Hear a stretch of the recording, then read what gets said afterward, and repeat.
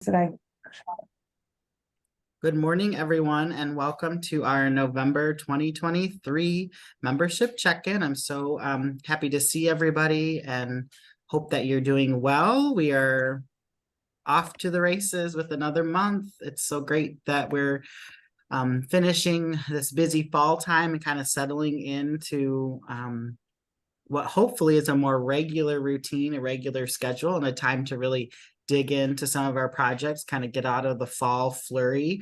Conferences are kind of ending, hopefully. I know that so many of us have been traveling and doing different things over this fall, and we're just glad that you're able to join us. We are recording today's session, and as always, it'll be available on our YouTube page. We'll also send that out in our next MACAE Monday update, and we will share out all of the resources and links as well.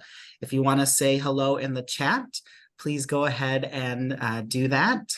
And just welcome again to our November membership check-in. Tammy, our president, do you want to say anything this morning? Good morning. Happy November 1st. And I am in agreement with some of the posts I saw. Save your Christmas trees until the day after Thanksgiving. Enjoy your fall decor for a little bit. It deserves its own moment in the sun or the snow, whichever you got.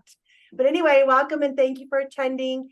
I know many of you are here for an announcement and a goodbye for Patrick, but we are going to save that till the end so we can enjoy time more socially. So just hang tight on that and don't think we're being dismissive of that by not discussing it right away. Patrick, can I do our introduction right now, or do you have a slide for that later? I do have a slide for that, so let's go ahead and go.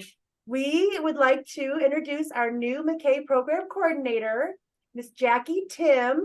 She comes with a vast amount of association management experience. So we are super excited. This is officially her very first day. So how exciting that she gets to meet many of you on her very first day. So Jackie, I'm going to just pass it on to you to say a little hello, maybe do a little introduction of yourself. Thank you, Tammy, and thank you, Patrick. Good morning, everyone. Super excited to be with you guys. I've been working with Tammy and Patrick and some of the board members behind the scenes, getting ready for the first day. So very excited. Just a little bit about me. I do have about 15 years of association background. I come from the Broadcasters Association and the Nurse Practitioners Association. So basically worn all hats, all roles as the executive director. So lots of experience. And then most recently came from the legislature. So I worked with both the Democrats and the Republicans at the House of Representatives. So very exciting stuff. I live about 10 minutes north of Lansing right now with my husband and daughter, and I'm expecting another child in January. So I love that picture, Patrick. It makes me look not pregnant. So thank you. Otherwise, I'm very, very excited to get to know everybody. Please reach out and we can chat it up and talk a little more as I get familiar with everything. But again, thank you. And I'm excited. Talk to you all soon. So Jackie will be taking over the MACAEoffice@gmail.com email address. So if you need to reach out to Jackie, she will be helping with registration, with sketches, with everything that Dawn and Judy helped with in the past. She will be supporting from now and forever, hopefully. So if you need her, MACAEoffice@gmail.com. And welcome, Jackie. We are super excited. We're so excited. Jackie's hit the ground running with us and has done so much already to brainstorm and think about things. And she's asked all the right questions, which is always a good thing when someone onboarding is thinking about what does my schedule look like? What am I going to do? What am I going to do on a day-to-day basis? And so we just really appreciate her. And I'm so excited that we get to work together for this time and transition forward. So thank you. Welcome, Jackie. And we will, over the next few weeks, kind of do a little meet and greet, virtual meet and greets with Jackie so you can get to know her. If you've got questions about things, I know that we sent out an email about maybe some outstanding balances and want to make sure that our records are up to date. And so Jackie will be able to help with all of those things in the coming weeks. I also want to take some time, as we always do, to share any good news that folks have from your program. But first, I'd like to open it up. Do we have anyone that this is their first membership check-in? We have over 500 members now in our association. It's the first time we've had that in about 20 years. And so I know we may have some new faces. Does anyone want to say hello either in the chat, or you can unmute and say hello before we get into good news? Any first timers here on our membership check-in? Hey, Patrick, this is Juan at Detroit Hispanic Development Corporation. Yeah, we just became members. We've been friends and whatnot, and I've attended the conference, but we weren't members. So it's great to see everybody, and great to see those who I met at the conference this past last month. Great to be aboard. Here at DHCC, I run a ESL and GED program, working along particularly Spanish-speaking immigrants here in Southwest Detroit. Welcome, Juan. We're so glad to have you. We met Juan a couple years ago, it seems like now. And so I'm so glad that he's part of our network and getting all the resources. And he's a great resource himself and his team there, and the resources that they have available. So I'm glad that Juan's joining, and we'll get him presenting quite soon, I'm sure. Anyone else like to share or welcome? My name is Beth Hinsman. Hi, Beth. Hi, I am in Southgate, and I'm joining the Asher Community Education. So this is my first time. Welcome. I've been a educator in Southgate for 30 years at the middle school, and recently I'm transitioning I'm the assistant principal and at the middle school in Southgate. Welcome. Well, we're happy to have you, Beth. Thank you for being with us, and I hope that your experience today and in future meetings will be wonderful. And welcome to the network. This is such a great community for resourcing and sharing, and I'm happy that you're here. And Beth is actually going to meet Brian tomorrow, Patrick. So we're very excited. Her mother was an adult ed teacher for a few years at Asher as well. So we really come full circle. It's Adam Sandler Day at Asher today. So that's why I'm Paul Crew from the Mean Machine. So Can I ask Just why had it's to Adam explain that. Sandler Day today, Renee? what's that? Why is it Adam Sandler Day It's today? Spirit Week, and evidently Adam Sandler Day means you just dress very sloppy. I didn't get the memo, so I actually bought a jersey and went the whole football route. So evidently the kids pick Adam Sandler Day because he wears basketball shorts and baggy t-shirts. I didn't know. Oh, So, good to know. Thanks for that. That's neither here nor there, but we're very excited to have Beth join our Asher family. It's going to be a great fit. Wonderful. Anyone else new, first time?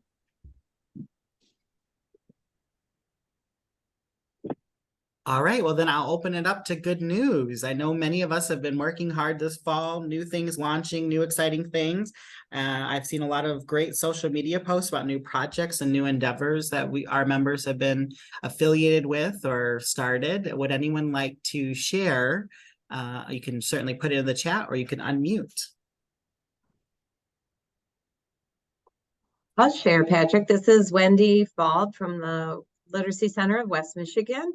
We were chosen by the National Center for Families Learning as one of 3 communities doing systems approach to family literacy. And we were at their conference and given a shout out, and it's going to be a several-year project in partnership with NCFL. So very excited about that level of recognition for the work we're doing in family literacy.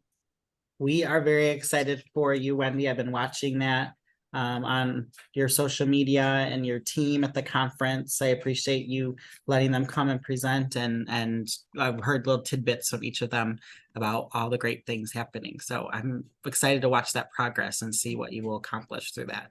That's wonderful. Maybe provide another update, another session at the Spring Institute, with where you're at in the spring. Any other good news? Good morning, Patrick and everyone. This is Michael from Kalamazoo Literacy Council in Kalamazoo.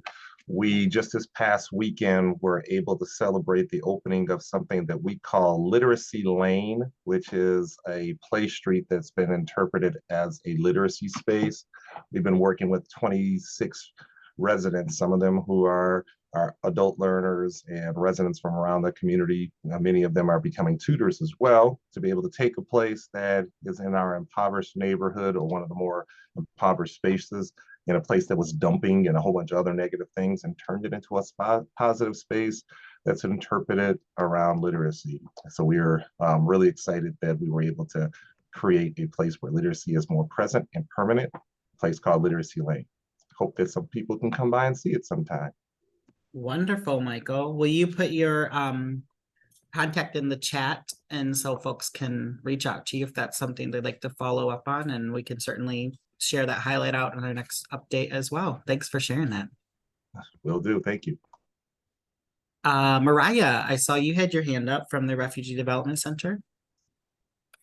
Yeah, I just wanted to share, it's a project that's been kind of long coming, but we had partnered with a local neighborhood center, nonprofit in the area called the Allen Neighborhood Center, and applied for a grant to build some actual housing on their site and near their location. And half of it will go to refugees and newcomers, and the other half will go to American-born folks. And there's individual single apartments, but also there's like collaborative kind of joint apartment buildings, and we'll provide services there, and Allen will provide services, and there's a health center right there, and a grocery store. And we're just really excited to see where this goes, because housing is such a big issue in our area. So that's a really fun announcement for us. Wow, that's so exciting. I've known you a while, Mariah, and I don't know that you or I ever would have thought that you had gotten into the housing industry through education and refugee services for families. So that's just such an exciting new chapter in you guys' programming. Yeah, thank you so much. Yeah, it just seemed, the more that we talked and the bigger the housing crisis has become around the nation, it just seemed like the proper step to make, because we just kept hearing it over and over and over again.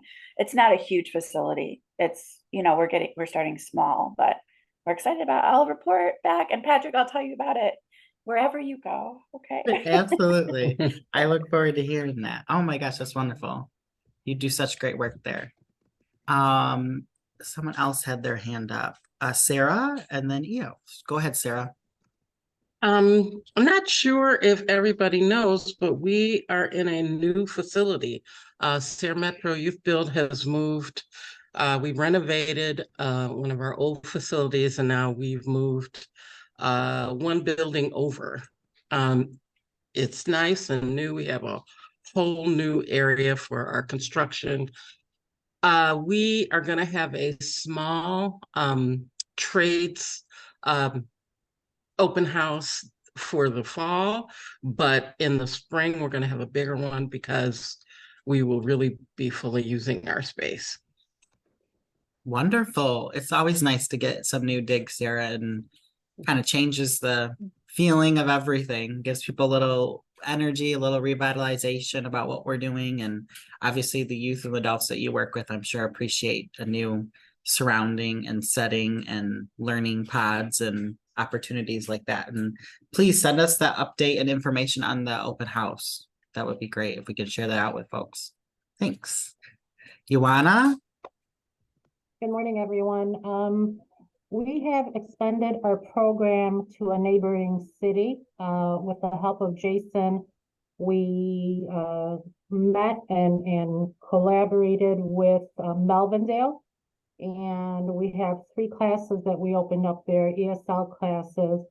But the biggest for me, and this is a little bragging, this is a proud mama moment, I had a team that got all this ready in 6 weeks, meaning getting people registered, getting people tested, finding teachers, getting computers there, printers, all the good things that come along with teaching ESL.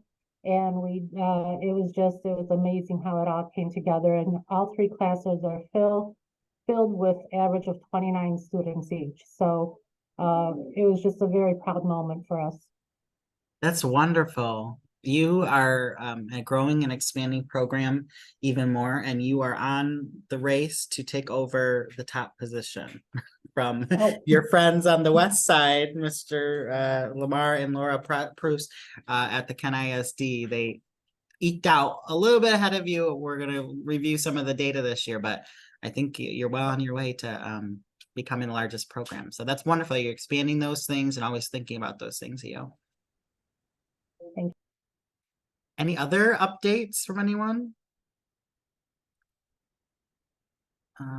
Yes, go ahead, Michelle. It's just a silly small win, but it's a big win for us. Our district decommissioned several old think pads that they were no longer going to use in our K-12 and allowed us to take them here in adult ed and actually sell them at a very small price. So twofold, it gave our adult ed students some computers, and then we were allowed to keep those funds and use them for things like incentives and stuff that our 107 monies don't cover. So I thought that was a pretty good win for our little program. That is awesome. Looking at how you can refurbish and try something new and stretch a buck, which is something that's always important, but for a good benefit and cause, and that retention piece is so important. So awesome. That's wonderful. What do they call that? It's not recycling, but you upcycle. Is that what the terminology is? The trendy term, you're upcycling, Michelle. Anyone else want to share anything good news from their program?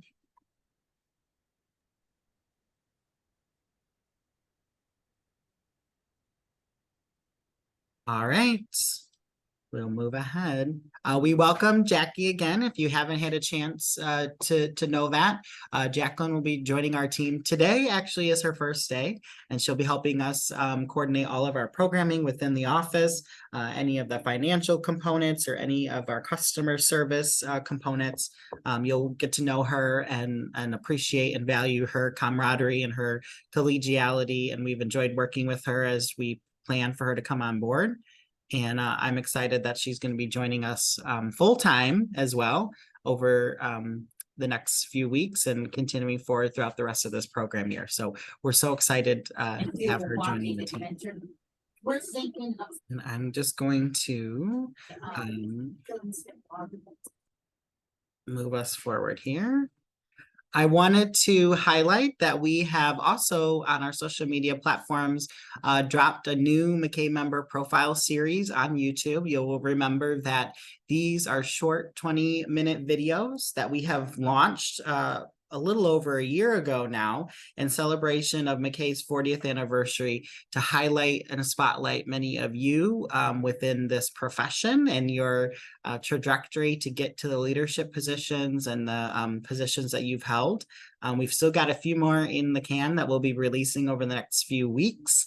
And I'm finalizing a schedule to tape a few more before the end of the month. But this week's is from Bonnie Truen. Bonnie was our award winner for Program Administrator Director of the Year at the conference just a few short weeks ago. And so we thought it was fitting to highlight her career. Bonnie has dedicated really her entire career to this landscape of alternative and adult learning. And she's got a wonderful story and she's very humble and gives a lot of credit to the people that she's worked with and the staff that she's worked with as well. So check out the link when we send this out to everyone, as well as on our YouTube page. If you're looking for a little inspiration or guidance or direction on what this whole crazy landscape means, Bonnie is a good one to hear from. And I appreciate Bonnie for taking the time to do that interview. Hopefully it wasn't too scary. And if I do ask anyone in the future to do this, I hope you'll say yes, because people like Bonnie have said yes to doing that. I just want to also say thank you. We're still kind of unpacking and digesting our fall conference. It was a wonderful event. I hope that you enjoyed the experience. I hope that you took so many takeaways, connections. We had some really awesome presentations. We had more exhibitors and vendors than we've ever had before. I enjoyed being at the Capitol and ending on the steps of the Capitol at our conference and being able to celebrate the hard work that we all do as a part of our association. We had over 300 attendees. Several walk-ins, and I want to thank the IOSCO RISA team for really leading the efforts on our registration. Whitney, and Mandy and Wendy for really just going above and beyond to make that experience wonderful for all of you and for us as we were planning this. And I want to thank the Fall Conference Planning Committee, Renee Gowen and Ted Kroll and Karen Govin and Chad Zitterkoff, really putting their, and Whitney, obviously Whitney Detmer, putting all of their time and efforts over the last year to make that an awesome experience and an awesome conference. All of that planning is done, volunteer hours, additional above and beyond what they do within their own programs.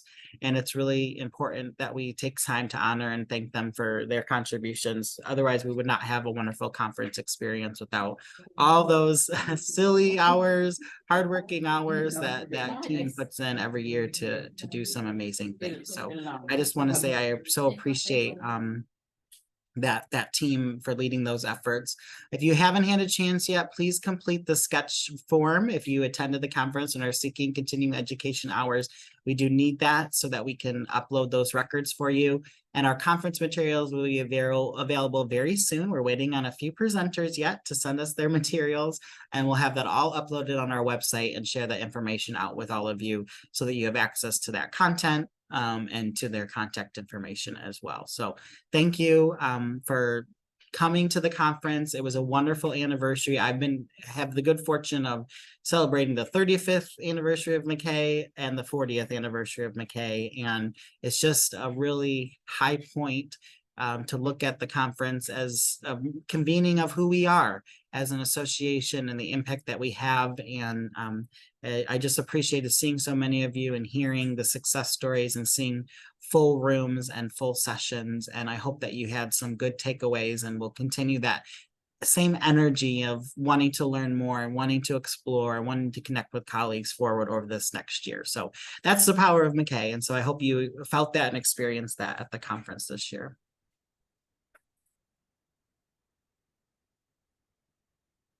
A couple of updates specific to different points or sectors of our association that I think are really important. The first is really would be relevant for many of you that work within the K-12 system, and even those of you outside of the system, but that intersect and engage with your local school districts or your local educational agencies.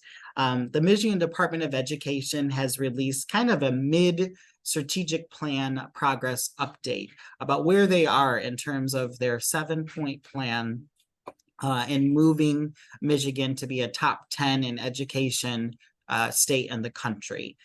They've outlined specific strategies over the last few years. They're about halfway through that planning process and through the strategic planning implementation.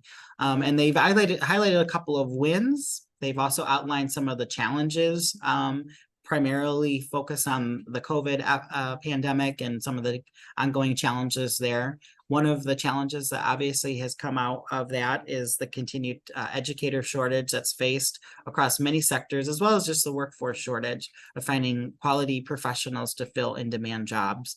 But kind of a takeaway too was looking at advanced placement course taking and test scoring. And I think that a lot of these little kind of nuggets of information could be very valuable to programs that plan before and after school programming about how to really be engaged in what's happening during the school day, how to support those families and those learners maybe in before and after school programming to reinforce and extend that learning opportunities and those educational things that are happening. But most importantly, I think what's good is that we are making some progress coming out of the pandemic. Things are starting to rebound and improve in many ways in terms of returning back to pre-COVID numbers. We still got a long way to go in terms of educational attainment and making sure that we've got high quality education system that's meeting the needs of all of our learners and getting them to, educational attainment. But we're in the right direction as a Michigan statewide system. A lot of that has to do with the funding implementations that are happening. A lot of that also has to do with some of the implementations of teacher recruitment and educator recruitment strategies for the long term to help people get into this profession. And so I'd encourage you to take a look at that and see where they're at in that. plan and kind of see the direction if you're a part of if you're a part of a local school district or an LEA, or you're interface or engaged with schools, it's really important just to kind of see the trajectory and the vision for where they have to go. So I appreciate you just taking a look at that and making those considerations. The other thing that is important that was just passed within the last few weeks, just a note that the legislator's been very busy. We noted this in our MACAE Monday update. The legislature is moving quite rapidly and very quickly to adjourn, we think, in early November. All experts are estimating that they will actually adjourn quite early in early November. A part of that has to do with a legal tactic and a legislative political tactic that requires that all of the legislation that they want to enact has to go into what's called immediate effect, if they want it to go into effect on the day that the legislation is passed. If it doesn't, it takes 90 days for that law to go into effect. And so and in order to have immediate effect, both Republicans and Democrats have to vote overwhelmingly in a bipartisan manner to pass legislation. Some pieces of legislation don't get bipartisan support. And so there are some key legislative things that will go into effect in the early part of next year. One of those being the presidential primary, and Michigan being one of the first states to have a presidential primary. And so in order to have that go into effect, the legislature has to essentially dissolve itself for this year so that the 90-day calendar begins to start ticking and that those laws can go into effect in the early part of 2024. So over the next few weeks, they will be moving quite expeditiously to try to pass some really big components. The other piece of all of this is that the Democrats have obviously the majority in our Michigan House and our Michigan Senate. There are 2 Democratic members in the Michigan House who are running for other positions locally. Both are actually running for mayors of their towns on the east side of the state. And so if they win in those areas, it impacts the balance of power that the Democrats have within the House, and actually could make it more complicated because there will be a 50-50 split in the Michigan House between Republicans and Democrats. So the Democratic caucus, who's in the majority right now, is really trying to move through some key pieces of legislation over the next few weeks, and I even would say days. It's anticipated that they'll dissolve by November 10th, which is unprecedented. They have not had to do this or have been in a position to do this for about 70 years. And so this is the first time. And so a lot of people want them to pass these laws before they recess for the winter time, or at least until early 2024. And so they've got a lot on their docket to kind of sift through and prioritize. But one of the things that they prioritize is the education sector and the education sphere. And so they've implemented some new laws around teacher and counselor reciprocity. Those have been enacted immediately. There's wide bipartisan support across Democrats and Republicans, across both the House and the Senate in Michigan. And really, this allows for teachers and counselors that have certification in another state and have at least 3 years of a successful experience to begin the process to transfer that certification into the state of Michigan. I know that over my time at MACAE, we've had those conversations about many of our individuals, especially working within our adult education and community education spaces where we have part-time positions or we need a certified instructor, but they are coming in and they're the right fit, they've got the experience, but they don't have the certification. So we have to give them a sub-permit, can't pay them the full amount, all of those things. And so this package of 2 bills will actually allow for that process to be permanent, to allow for that process to be easier for the applicant, for that teacher that has a certification from out of state to transfer and translate that into that. And this is a direct result of the educator shortage that we're experiencing all across Michigan. So I hope that you'll take note of that. I hope that if you run into those situations, you'll refer back to this and help lead those individuals to be that. We want to keep talent. We want to retain good talent in our state, and we don't want to have additional barriers to certification. on their behalf. And so this is one of the ways that our state is responding to that. The other piece that I wanted to share is that our state has also launched a new campaign called You Can in Michigan. And if you were at the fall conference, the last session of the day was really around the demography and the trends in our economy for the next 40 years in Michigan. And there are mixed results there. There are good things that are happening in Michigan in terms of new investments and changes in our economy, but there's also some challenges with our population. Our population in our state is getting older. A lot of young people are moving out of the state to other states to find employment and to live. Less people are having children, less people are investing and buying homes in our state.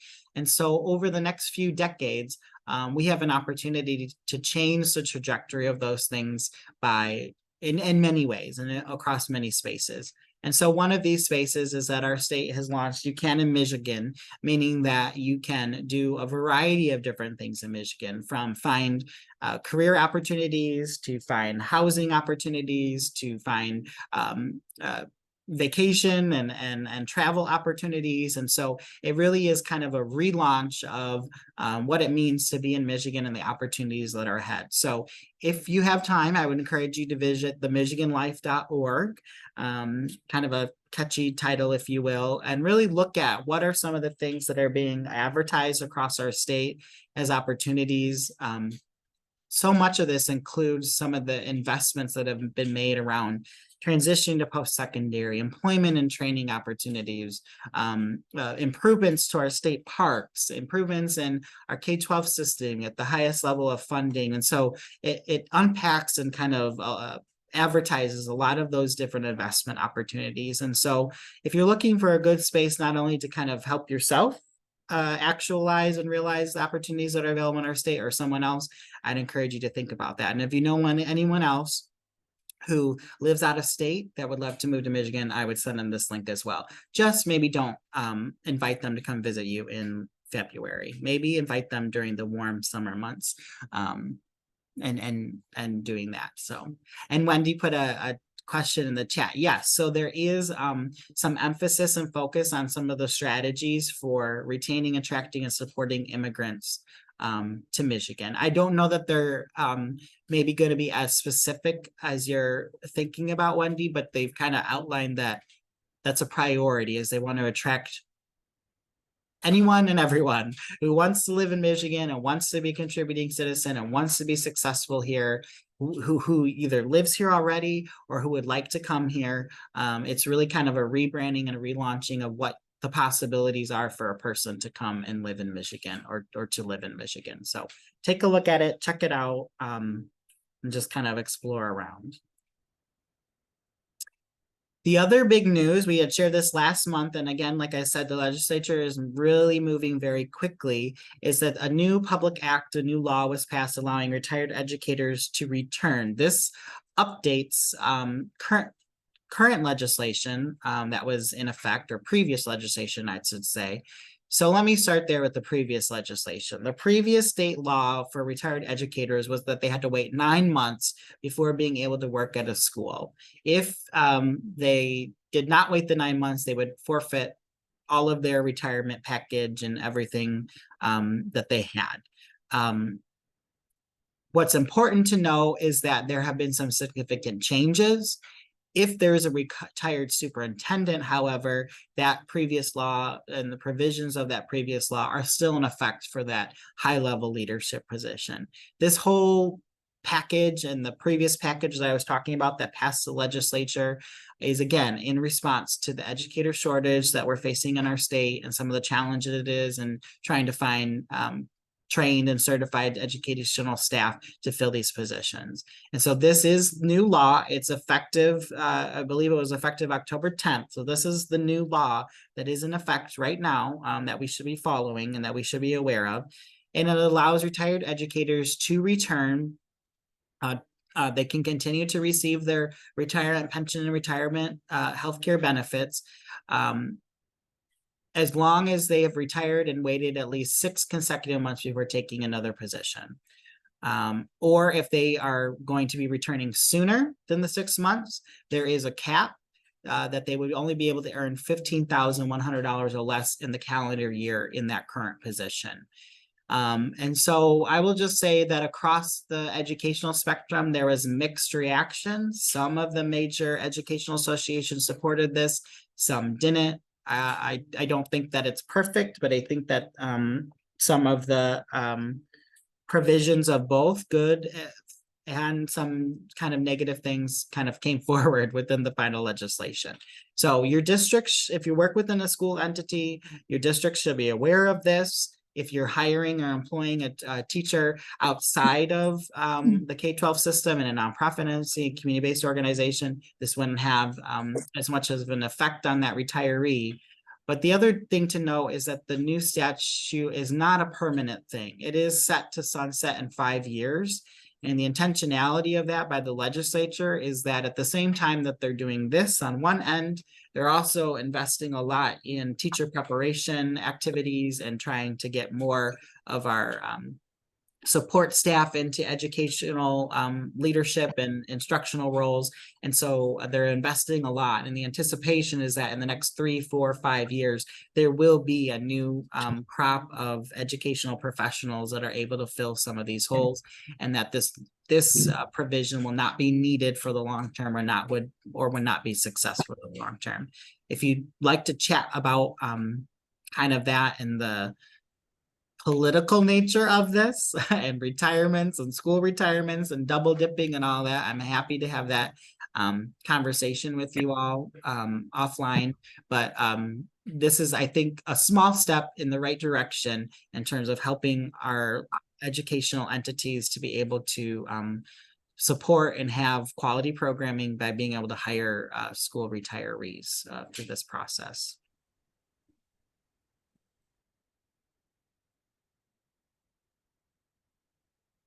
Transitioning a little bit to our adult education and integrated training programs, I wanted to highlight a few things over the next couple of slides about some 2022-2023 performance data. I will say that there were some really positive bright spots. We continued, like I said, to rebound after the pandemic as a system across the state, as well as our workforce development counterparts, our rehabilitation counterparts, and our Bureau of Services for Blind Person counterparts. But there are still some challenges in our implementation of programming and in our results that are measured both state and federally. And so I think that it will continue to be a priority for MACAE to unpack these things, to talk about these things, to discuss these things. And as we look at leveraging some of the innovative funding or new and additional funding that's made available across nonprofits and public entities and, you know, in partnership with workforce training, we really need to be cognizant of where we are at on the meter of success. Our success is certainly measured in many different ways, but the success by which we are measured at the state level or the federal level, we just need to continue to be aware of that, and so that we can articulate where we are, what our learners need, what our families need, and how do we get there, and what are the resources that we need to be able to do that. So on the left-hand side of your screen, I just wanted to highlight those programs, the top 10 programs who had the highest measurable skills gain outcome. Again, that's the collection of metrics across all reporting streams for employment after second and fourth quarter, total credential attainment, EFL level gain, et cetera, and median earnings. And so I would like to give kudos to those programs for being in the top 10 and supporting that. Several of those programs are consistently in the top 10 across multiple program years. So it's really important that we acknowledge and honor their hard work and their commitments. Overall, as a state, our target measurable skills gain rate was lowered, if you remember. In 2021 to 2022, it was at 51%. In response to the pandemic and national trends, all states lowered their performance rates. Ours was lowered from 51% to 39%. And in 22-23, as the data has just come in, we did surpassed that target. Our actual was 40.09%. We didn't pass it by a lot. And so I think that's important that previously, when the measurable skills gain rate was higher pre-pandemic, we were meeting, and our threshold was in the low to mid 50s in terms of our overall measurable skills gain performance. And so as a state, and as we look at other states, we are trending downward in terms of comparing our previous COVID to now performance, but we were able to successfully pass that performance metric. There were 61 providers that did surpass that performance metrics, but we did have 55 programs that did not. And in fact, we had several programs that had 0 performance outcome metrics. And so we must be in this together. Even though we have individual successes, we do have to evaluate and look at how we're supporting our other partners that get both state funding and federal funding to be able to do the work that they do. And talking about data and talking about what it looks like is really important. And what's I think really important too is that all of this data is pulled from the Michigan Adult Education Reporting System MAERS. So if it's not in MAERS, it's not reported. And to the credit of the state and other entities, they can only make assessments on programming and policy and funding in part if the data is accurate in MAERS and if there's resources available to support what's in that. So we all know this, but just to reiterate, that is the kind of the main source of information right now where a lot of this data is collected. And so it really is important and critical, especially if we have programs that are reporting that they serve no learners within a program year, or that they didn't have any of those learners reach a measurable skills gain. So we've certainly come a long way. This has improved year over year since 2020 with the pandemic. And I'd like to just highlight too that the Ken ISD had the largest number of enrolled learners at nearly 1,500. So they are our largest program in the state outside of the Michigan Department of Corrections, followed very closely, like I said earlier, by Dearborn as our second largest program in the state. A few other highlights. This is looking at 2023, so last year's program year data for adult learning. In terms of second quarter employment as a state, we surpassed the target. The target was 42%. We had a little over 46%. The median earnings, the target was 4,600, and we surpassed that at 5,780. The fourth quarter employment, the target was 42%. We also surpassed that at 47.26%. And the credential attainment rate is one of our sticking points. I will say that this has historically been one of the most successful areas for us, that year over year, we have met the credential attainment rate, and something happened last year. And I think that it could be important at future MACAE professional developments and future opportunities to talk about this and to analyze whether this was a bubble a year or if there were more things within this. But essentially the target for credential attainment was 40%, and we were just short of 34%. Credential attainment, a reminder, is the number that earned a high school equivalency or diploma and or then were reported if they exited the program, that were enrolled or continued on into education post-secondary opportunities. And so those are all weighed together, which is interesting that overall our credential attainment rate was down. So again, we did not meet that as a statewide threshold, and typically we do. So I think some more analysis will need to be done of that data. Romulus, shout out to Romulus, had the highest number of individual diplomas awarded in the program year at 90, and the Ken ISD had the highest number of equivalencies earned at 77. Across the state, we had a little over 3,000 high school equivalencies awarded. That includes the Department of Corrections. Within that number, they have about between 700 and 800 of that. And our statewide, we had close to 800 high school diplomas awarded. So this data is available. I am happy to share this with you for those that love to kind of dissect this and looking at that. And I just think it's really important that we're talking about these pieces of data. A couple of other just key highlights, and this is really looking at by region or by regional area.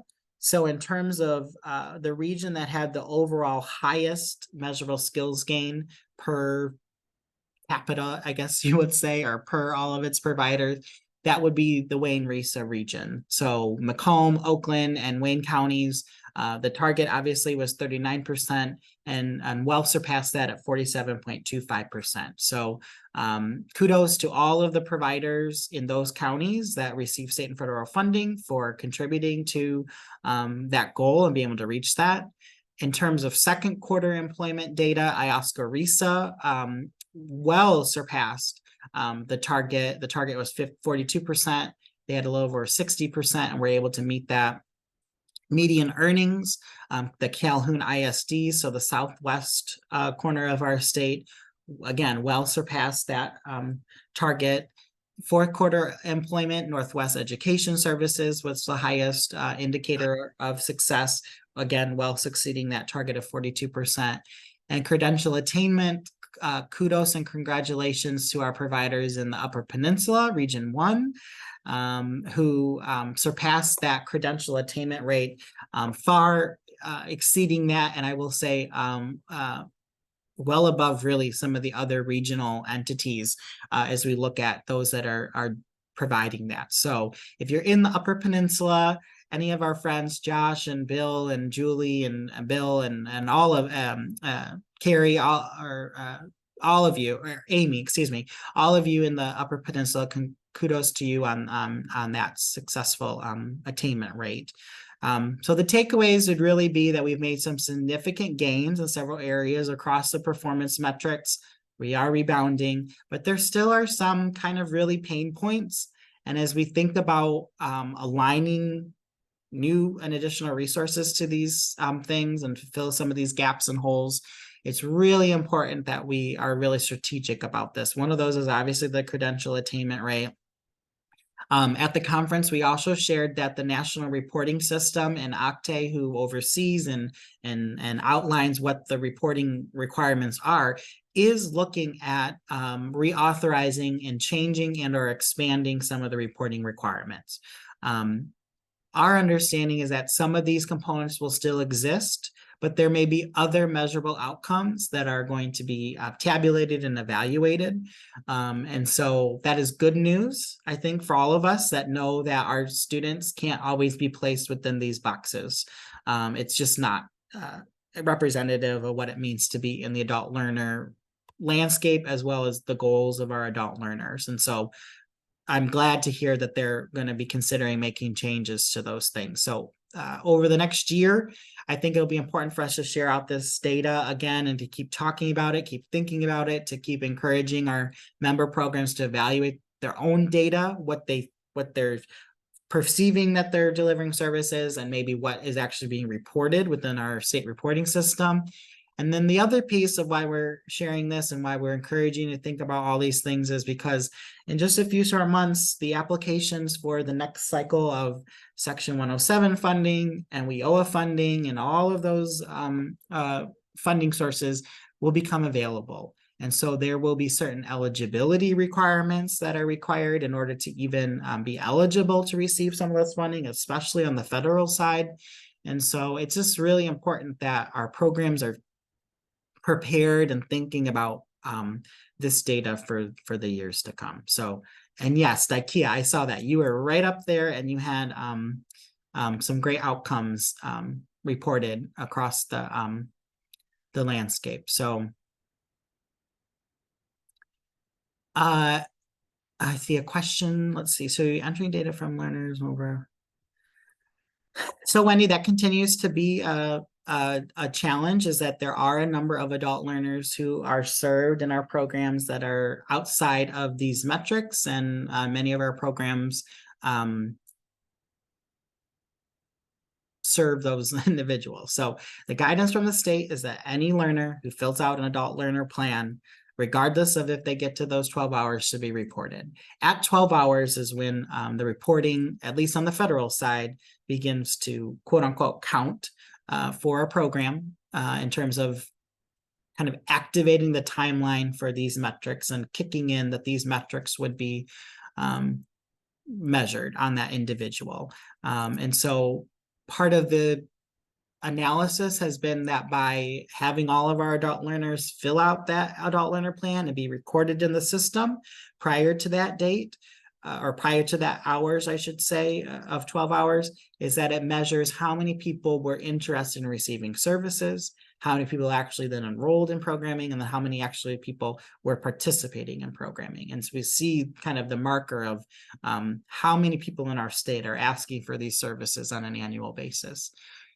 On our 107 side, some of our providers, it starts kicking in at 1 hour or 0 hours in some case of how many people registered and how many people enrolled. And so that impacts them as well as how many folks should be there. But that's the guidance, is that all learners should be put into it, and that at different times, those metrics are weighed on the successful attainment of those goals for that learner. So just something to Patrick, consider and think about. she's trying more specifically to ask, is there a way to add someone in MERS who does not get federal or state funds? Is there like an other, can you click other for other funding source and put them in MERS if they don't get WIOA or Section 107? And Marcus is saying, yes, you can put them in and there's a category to click, or Marcus is not saying yes, sorry. I'm clarifying that is the question that we're asking. Oh, okay, Okay. I thought you were answering it, dang it. So in short, in theory, that would be wonderful, because that would actually evaluate the entire adult education landscape. In practice, the answer would be no, because ultimately, what our adult ed reporting system measures is the student progress and success based on these metrics. And so to put in another learner and evaluate would actually be harmful to the reflection of your program, because then if those learners did not meet the performance requirements for these particular metrics, it could be detrimental to those. It would outweigh the successful completers that you have meeting some of these metrics based on federal and state funding. And so our adult ed reporting system, while it's called the Michigan Adult Education Reporting System, is really a reporting system for state and federally funded adult education, 107 WIOA funded programming. And yet we know that there is a whole other slew of, contingency of learners in our state that are served both by our publicly funded programs and our federally funded programs and nonprofit entities. I mean, we have several entities that provide services in adult education that are MACAE members that don't receive any of those funding streams, and yet serve, or have local funds or philanthropic funds that do those things, or have additional resources that they do. And so there are holes in the true measure of how many adult learners are learning in this landscape, but this would be specific to the state and federal funds. This was so that they could use MERS to prepare the reports, the final reports for the performance requirements from the state and federal funds. Exactly. It's not really to gain just what's going on in adult ed across the state. It's for the specific purpose of doing the grant report. Yeah, I just want to mention we had 600 to 700 learners last year that were not entered in MERS, and some of them were high performers as well. So it is missing a big chunk. So we are coming to the end of our time. And again, I want to thank everybody that maybe has to log off and to transition to the next thing. But I wanted to turn this over to Tammy to kind of give us direction for what comes ahead.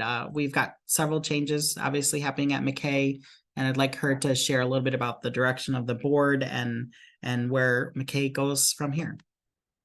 And I'm going to go backwards because I want to end with the executive director role, because I feel that is the most important to discuss and to reflect and to give appreciation to Patrick. So we're going to go backwards and just start with the Section 107A grant.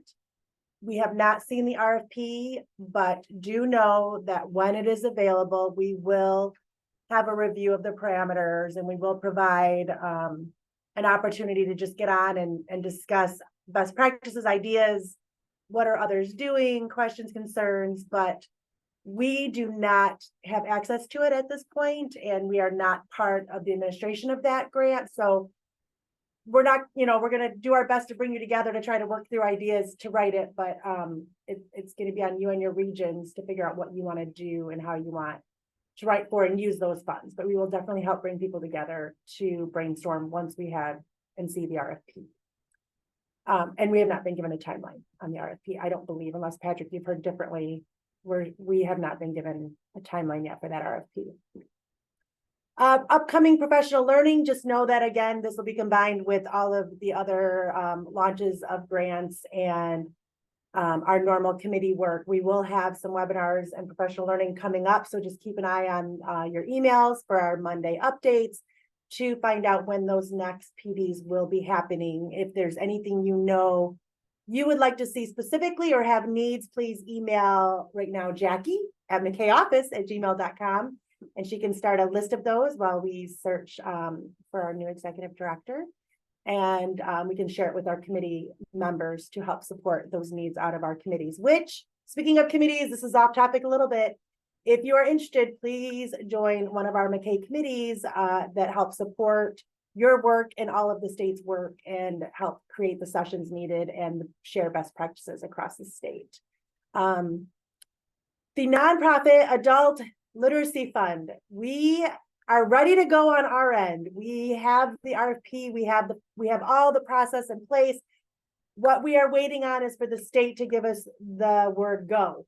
We are still waiting for them to finalize getting us the funding to then distribute, but they've asked us to please wait on even sharing any of it until the process is complete, including that funding stream. So we're going to give it one more go, reaching out to the state to verify a timeline.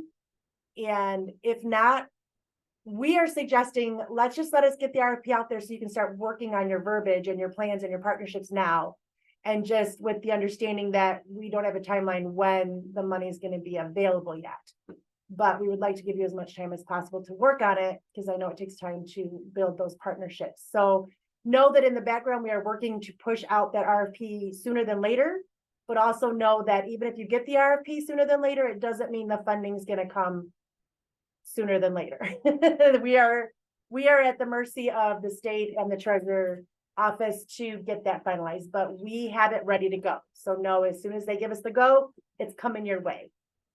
And we will also then add an FAQ session. We will have a webinar for that within probably a week of releasing it, so that if you come up with questions or just want to hear about the policy more than what's in writing, or don't maybe understand some of the verbiage or how you submit, we will have an FAQ to support that process as well once we're given the go ahead. So just know we are just as impatient as you are to get this out there, so you have more time to take advantage of the funding. Now, sorry, this one's a hard one. As you all know, Patrick sent out an email confirming that he is leaving us as executive director of MACAE to go on to his next venture. And as I said in my email, we should be positive and we should be happy and we should be excited for him and just thank him for all we've had with him. But it is going to be really hard to find someone to replace such a kind, dedicated, just his abilities to bring people together and do project management collaborations and do it so kindly. I mean, he has high expectations for us. He pushes us, but he did it in such a kind manner that you didn't even realize it. A lot of times we were the perfect yin and yang. I'd come on and just like, all right, look, we got to do that. And he'd be like, well, this is probably the best way. You should move forward. We were very much good cop, bad cop. And I'm going to really miss that camaraderie with Patrick, as I'm sure all of you are. But know that your board is actively looking now for a new director. We are excited about some of the applications we've already seen. Please share the posting. Patrick will be sharing it with you all, hopefully today, Patrick. We'll get that posting out to our membership. It's on Indeed and LinkedIn now. So if you have someone that you think would be a great fit to work with our MACAE membership, please ask them to apply as soon as possible. We are, like I said, already in the search. But it's big shoes to fill, and we aren't going to fill it quickly if we don't find the right person. We want to make sure we find the right person. So your MACAE board will be working hard behind the scenes to fill gaps that we can while we're searching. So any emails for now? Poor Jackie, welcome. And we're going to be sending a lot of emails your way with questions to then we can put to our board members to help. Hopefully you all know your MACAE regional reps, and I would definitely take advantage of your MACAE regional rep during this time. We have Patrick part-time through November 17th, so he is still available, but I'm going to ask that you please don't reach out with new questions, new needs to Patrick right now, as we're trying to use all we can of him to get everything ready for his departure. So please send emails to Jackie to then disseminate to our regional reps. And Patrick, maybe when you send out that posting, you can also just send a note in the email with all the regional reps in their emails and the areas, just in case people have forgotten who their regional rep is, so they know who to contact during this transition. That would be amazing. But again, there's not enough things we can give to Patrick. I mean, when you look at the 5 years we've had with him and the fact that MACAE was so successful in supporting members to be successful during COVID, the craziest time in decades to try to support learners and transition to remote testing and online. I mean, Patrick had webinars like every week almost, with ways for people to connect and get help and try new things and not be afraid to try new things, and support all of that process and reach out individually to program after program. I'm just so proud of the work and the support we were able to do during COVID. And then turn around a year later, and all of a sudden we have all these new funding opportunities, and we're being seen in the state and nation for what we do and what we provide to these low-level learners. I mean, I could go on and on, but I'm not going to, because I know I've already said this a couple of times in emails, and to him, he's probably tired of hearing me say it. But we wanted to give you guys, all of you, time today to, share memories, share appreciation, just say goodbye. Please, I would appreciate, and I think Patrick would too, if you turned on your video so you could see your faces and your smiles. And as hard of a transition as this is, I mean, how awesome to be able to go out on top, right? Like, you couldn't go out at a better moment in MACAE's history. I mean, we've got more members than ever. We have the biggest conferences ever. We have more funding. Our advocacy efforts have really impacted the realm of our state adult education and alternative and community ed. So, I mean, kudos to Patrick and all you've done. And I'm not going to say I'm going to miss you, because we're going to still be connected, and we're still going to work with Patrick through some of his work. But I'll let him share where he's going and what he's doing. And Thank really you, quick, if Tammy. he wants to. And I'll thank you, Tammy. And I'll just be brief, but I'll say thank you to everyone. And if you have to leave, I understand. And thank you for being on. And we're over our time, but I've just highlighted a few pictures of my time at the association. I was looking back at a bunch of different things over the last few years just to try to wrap up some projects. And I've worked with so many of you on so many different things. We've done just a variety of different types of programming and activities, and had such rich conversations. And I think that for me is always the most important. I started my career in adult learning at a Dominican literacy center. I have my Dominican literacy cup this morning for my coffee. And I really have valued the people that I've met along the way, and really want to thank you for teaching me and guiding me and helping me in different capacities. And just, it's almost, there's too many things to say, right? I mean, there's just so many things. And I was going back and looking at pictures and just the spaces where you find people, and where you meet and where you connect, and many faces that we recognize. But I just want to thank everyone for being so welcoming to me. I hope that you'll extend that same welcoming to the next leader, and that takes MACAE forward and takes MACAE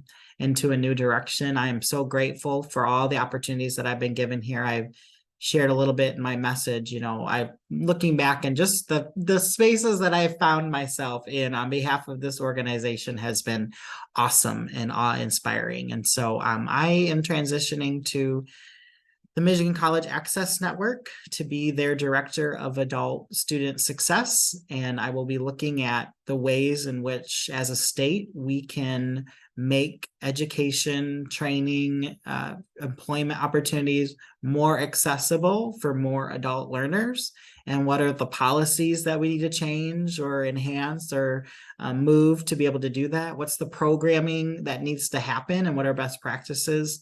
And what are the professional learning opportunities that practitioners like you in nonprofit and community college settings and K-12 and employment and training settings and workforce settings need in order to do that? But I'm just eternally grateful for the camaraderie and the collegiality and the friendship that I've had and shared with many of you.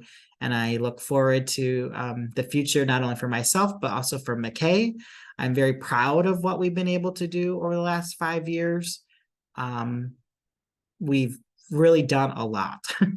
We've accomplished a lot together. And I mean that in terms of the boards that I've worked with, as well as individual members. We all make this entity what it is. And it's been around for 40 years. And I hope that it'll be around for at least 40 more.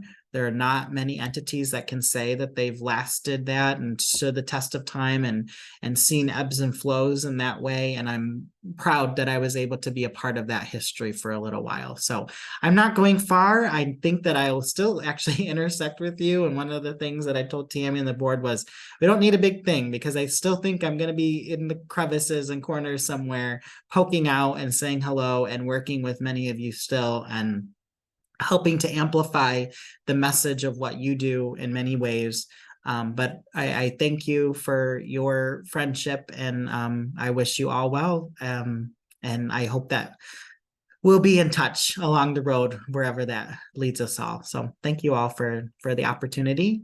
And I'll just say, we'll certainly open it up if you have some time for questions, but have a wonderful month. There's a lot to look forward to. Thanks to you all. And the next membership check-in, MACAE goes on, will be on Wednesday, December 6th at 9 a.m. And hopefully you'll be there to continue to get all the important updates that MACAE has to offer you. So take care, everybody, and we will see you again soon. Bye-bye.